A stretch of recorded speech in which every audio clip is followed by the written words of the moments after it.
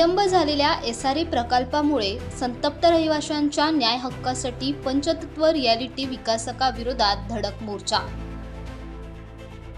शिवसेना शाखा 153 च्या वतीने बेस्ट समिती अध्यक्ष माजी नगरसेवक अनिल रामचंद्र पाटणकर यांच्या मार्गदर्शनाखाली व शाखा प्रमुख उमेश करकेरा यांच्या नेतृत्वाखाली अमरनगर येथे विलंब झालेल्या SRA प्रकल्पामुळे संतप्त रहिवाशांच्या न्याय हक्कासाठी पंचतत्व रियालिटी विकासकाविरोधात धडक मोर्चा काढण्यात आला।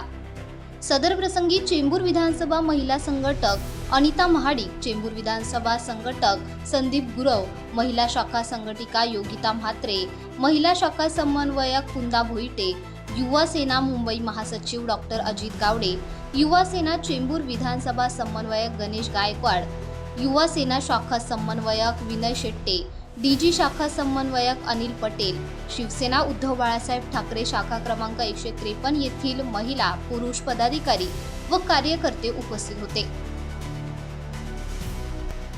अमरनगरचा विकास लोकांना हवा आहे, त्यासाठी त्यांनी सर्वांनी त्या टायमाला मान्यता दिलेली आहे। पण आज गेली 17-18 वर्षे एक विकासक मग दुसरा येतोय, दुसऱ्याकडून आता हे जे आज ही परिस्थिती जी उद्भवली आहे की काही 60 लोक भाडे घेऊन गेलेले आहेत, बाकी ज्यांची भाडी भरलेलीच नाही आहेत।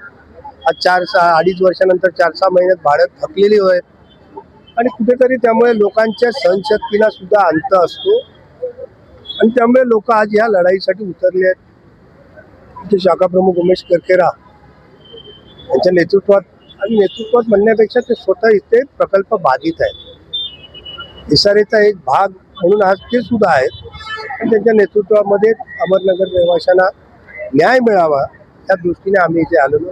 आमच्या मागण्या सुद्धा माफकच आहेत की विकासकाने पूर्णपणे 2 वर्षाचं तिथे भाडं भरावं। खाली केलेत लोकांनी, आज 2.5 वर्ष झाले कामकाजाला सुरुवात नाही आहे।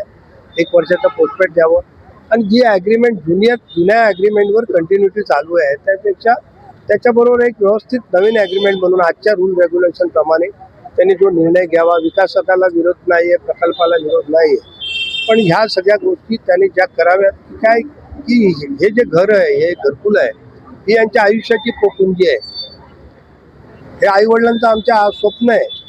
आला मुंबईत त्यांनी घर बांधलं, एक झोपडं बांधलं, आज त्याच्या इमारतीत एक अद्ययावत चांगल्या घरात रूपांतर होतंय आणि मुंबई सोडली तर इतर ठिकाणी SRA प्रकल्पने आहेत। मोफत घर ही संकल्पना विकासकाकडून द्यायची आमच्या मुंबईतच आहे। खाण्यापिण्यात आता सुरुवात झाली आहे, म्हणजे ते मोफत घर आमच्या हक्काचं घर जे मोफत मिळतं आम्हाला ते चांगलं सुंदर मिळावं, व्यवस्थित मिळावं, वेळेवर मिळावं, सुसज्ज बांधकामाने मजबूत असं मिळावं ही लोकांची अपेक्षा आहे आणि ती असायलाच हवी।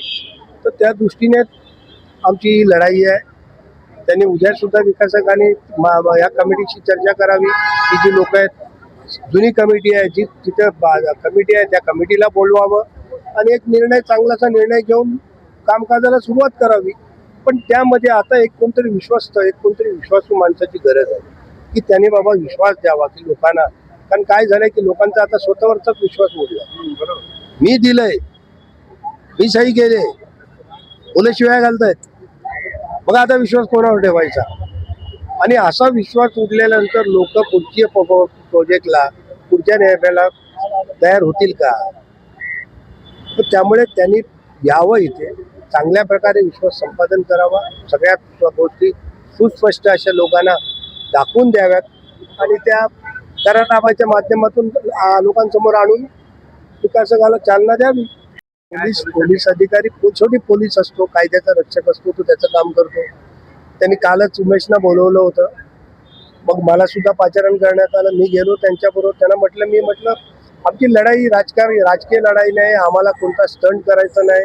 तुम्ही म्हणता आंदोलन आम्ही केलं, आम्ही मोर्चा काढला, मध्येच अडवतील, आम्हाला पोलीसवाले घेऊन जातील, नंतर कधीतरी नोटीस येतील कोर्टात केस उभी राहिले म्हणून, वैयक्तिक जात जमल्यावर तुमची सुटका केली, आता कोर्टात लढा। पण ह्यातून आमचा प्रश्न सुटणारा नाही। त्याच्यामुळे त्यांना आम्ही म्हटलं की तुमच्या विनंतीला मान देऊन आमचा मोर्चा निघणार नाही। किंवा मला नोटीस दिली, आम्ही त्याला कायद्याने तुम्हाला आम्ही त्या बदल्यात एक उत्तर देऊ की आमची लढाई काय आहे। तुम्ही संबंधित वरिष्ठांना बोलवा, विकासकाला बोलवा, अधिकाऱ्यांना बोलवा, तिथली जी 4 समंजस माणसं आहेत त्यांना बोलवून एक मार्ग काढा, एक तोडगा काढा त्याच्यात। कारण जर इथे जर ही राजकीय लढाई असती तर आम्ही मोर्चावर ठाम राहिलो.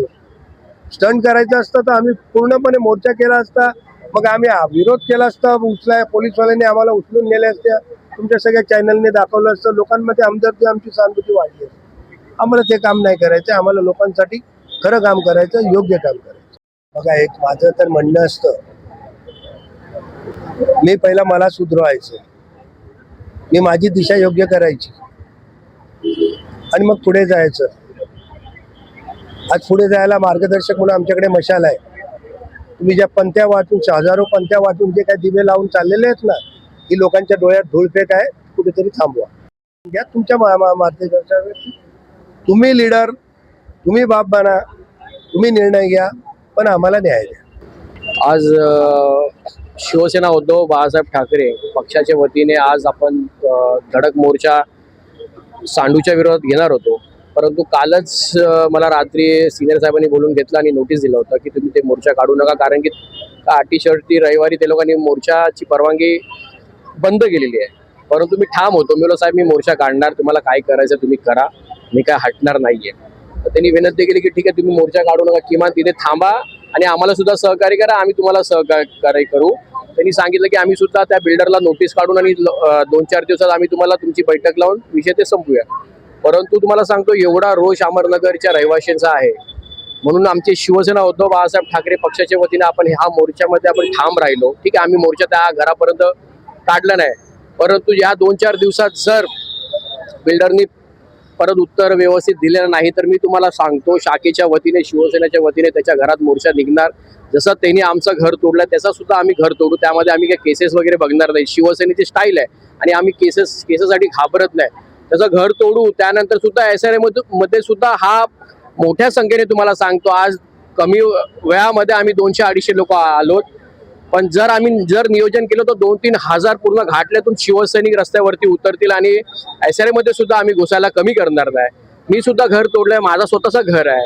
आम्ही एक विश्वासाने घर तोडलं की बाबा आज बिल्डर उद्या SRA मध्ये लवकरात लवकर पैसे वगैरे भरून तो प्रोजेक्ट करणार. त्यांनी आश्वासन सुद्धा दिला होता. मे मध्ये सुद्धा तुम्हाला माहिती आहे की मेच्या ह्याच्यामध्ये सुद्धा मी त्याला सूचना केली होती की आम्ही उपोषणाला बसू. पण त्यांनी बैठक घेतली, त्यांनी आम्हाला बोलवला, सोसायटीच्या रहिवाशांना आम्हाला सर्वांना बोलून त्यांनी आश्वासन दिलं की सप्टेंबरपर्यंत आम्ही SRA मध्ये पैसे भरू आणि लवकरात लवकर हा प्रोजेक्ट करू. आज डिसेंबर झाला, सप्टेंबरमध्ये पैसे भरला नाही, तो विषय साईडमध्ये झालेला आहे.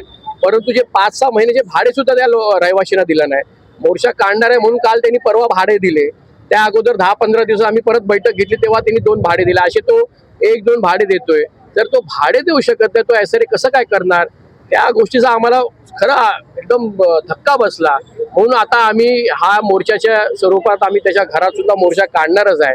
आज आम्ही फक्त आणि फक्त पोलिसांनी आम्हाला विनंती केली, हा पहिला मोर्चा होता म्हणून आम्ही स्टॉप केला. पण तुम्हाला मी आज वचन देतो की जर त्यांनी आमच्या रहिवाशांना न्याय दिला नाही आणि लवकरात लवकर बिल्डिंग बांधलं नाही तर त्याचा घरात सुद्धा मोर्चा आम्ही काढू आणि जसं तसं त्यांनी घर आमचं तोडलंय त्याचं सुद्धा आम्ही घर तोडू. हे तुम्हाला शिवसेनेच्या वतीने मी शब्द देतो. अभी खाली करके हम लोग को भाड़ा अभी 2 साल तो बराबर ठीक थे, 1 साल का तो बराबर दिया, दूसरा साल भी बराबर दिया. अभी ये साल से हमको चेक जरा टाइम पे नहीं मिल रहे. अभी क्या मालूम, वो लोग सोसाइटी वाले मगर खाते सब तो ऐसा कभी भी बुला के देते हैं ऐसा भाड़ा गिरा. अभी क्या मांग करेगा? नहीं तो हमारा घर बांध के दे दो, नहीं तो जो है उनका कुछ नहीं लगा दो, उनका इंसाफ करो. कुछ क्या है, वो लोग क्या मांग रहे क्या नहीं मांग रहे, उनको जाके पूछो.